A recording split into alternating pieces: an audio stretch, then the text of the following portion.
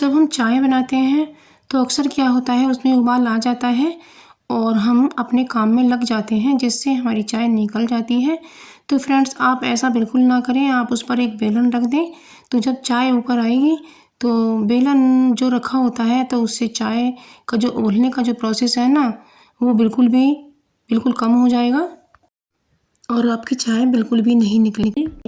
तो अब अगली ट्रिक आती है दूध से संबंधित। तो ये दूध जो है ना, जब हम उबालते हैं, किसी छोटे बर्तन में उबालते हैं या फिर बड़े बर्तन में उबालते हैं, तो दूध के गिरने की समस्या बनी रहती है। दूध उबल कर आता है ना, तो वो बाहर गिरकर बहुत नुकसान हो जाता है। और ये होता इसलिए है, या तो हमारी निगाह हट जाती है या फिर हम किसी काम में लग जाते हैं। तो हमें ले लेनी है एक चम्मच और इस चम्मच को हमें कढ़ाई के अंदर डाल देना है। तो फ्रेंड्स, मैं इसके अंदर इस तरह से डाल देती हूँ और इसे हमें इसके अंदर डिप कर देना है, जिससे कि हमारा जो दूध है ना, वो उबलकर बाहर ना आए। तो जब इसको हम अंदर डाल देते हैं तो जो उबलने का प्रोसेस है ना, तो वो थोड़ा कम हो जाता है, तो वो उबल कर नहीं आता है और ना ही वो गिरता है।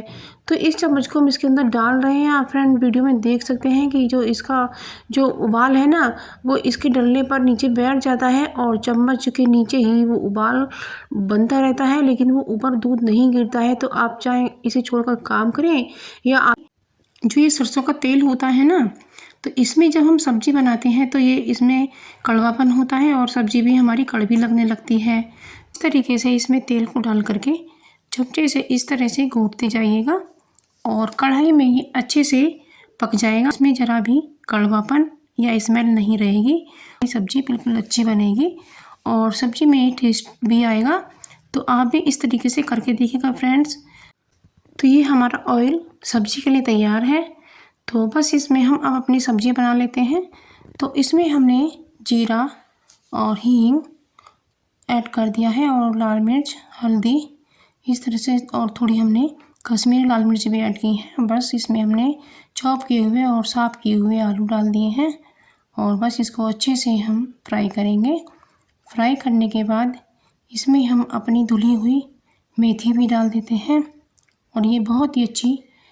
तो आज हम ऐसी ही वीडियो लेकर आए हैं। तो सबसे पहली टिप है हमारी, हमने ये चाशनी तैयार कर ली है और आज हम रस भरे पूड़े बना रहे हैं और हमने ये आटा घोल लिया है। थोड़ा सा बेकिंग सोडा डाल देते हैं और इसे अच्छी तरह से हम फेंट देते हैं। तो और इस घोल में हम थोड़ा सा ऑयल भी डाल देते हैं और इसे फिर से फेंट देते हैं। तो इससे हमारे पूड़े बहुत क्रिस्पी बनेंगे। रिफाइंड ऑयल को हमें अच्छे से गर्म करना है और इसमें हम एक पूड़ा छोड़कर देख लेते हैं। तो हमें ऑयल से ही गर्म लग रहा है, तो इसमें हम एक एक करके पूड़े को छोड़ देते हैं।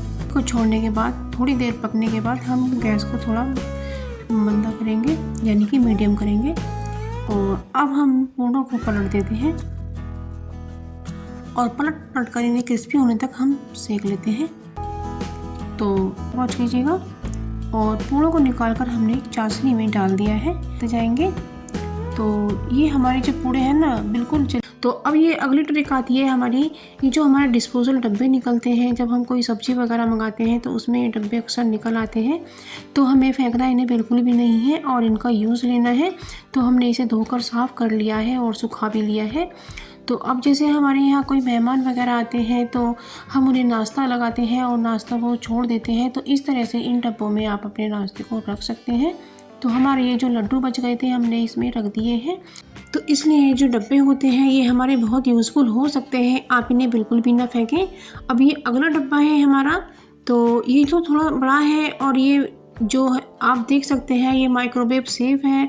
तो आप इन्हें बिल्कुल भी ना फेंकें। आप अपने माइक्रोवेव में इसमें खाना गर्म करने का काम कर सकते हैं और इसमें आप कुछ केक वगैरह भी बना सकते हैं। जैसे छोटा सा केक बनाना होता है, वो इसमें बहुत आसानी से बन जाता है। तो आप ये डब्बे भी बिल्कुल ना फेंकें। दूसरी ट्रिक आती है, तो ये जो हमारी कढ़ाई है ये जल गई थी, तो हमने इसे बाकी तो साफ़ किया, लेकिन यहाँ से ये रह गया। तो अब इसको हम कैसे छुड़ाएं? तो इसके लिए हम इसमें थोड़ा सा कोलगेट लगाएंगे और कोलगेट जो होता है वो बहुत ही अच्छे क्लीनर का काम करता है। तो और कोलगेट से इसे साफ़ करके दिखाएंगे, ये बहुत ही अच्छा साफ़ करेगा। तो मैंने ये डिप का जो जूना होता है वो ले लिया है। हम पानी डाल देते हैं और पानी डालने के बाद इसके ऊपर से इसे अच्छे से हम रगड़ेंगे और इस तरह से मसल कर हमारी कढ़ाई बिल्कुल क्लीन हो जाएगी। तो कोलगेट की सहायता से ये निशान जल्दी से हटने लगा है।